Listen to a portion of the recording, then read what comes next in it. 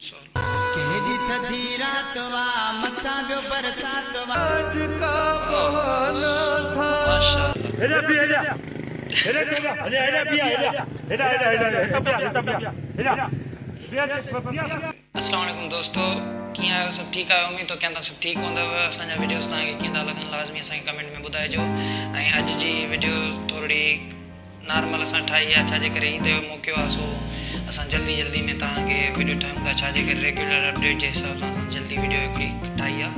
सो इंशाल्लाह वरी ईद खां पोइ असां मिलंदासीं। हलो था रिएक्शन जी तरफ़।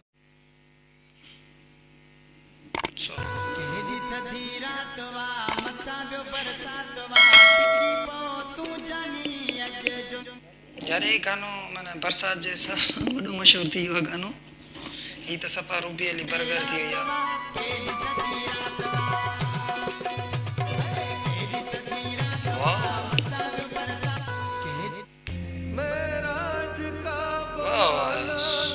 माशाल्लाह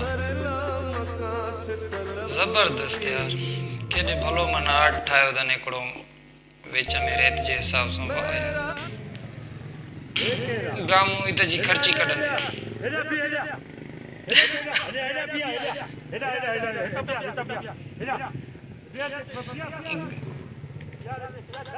गुडो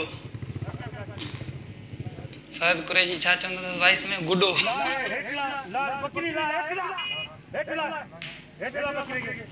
बकरी हेठला गैर कानूनी था खड़ी हैं शिकारपुर हालत है।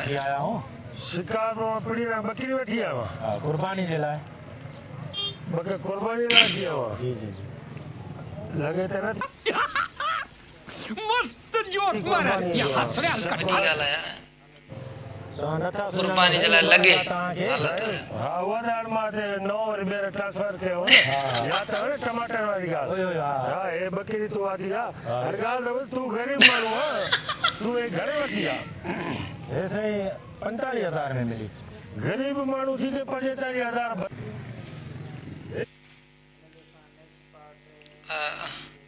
हिन जो असां नेक्स्ट पार्ट जेको आहे हिन जो वीडियो जो असां ॿी वीडियो में इंशाल्लाह ॾेखारींदासीं। सो असांजो रिएक्शन हिते ख़तमु आहे।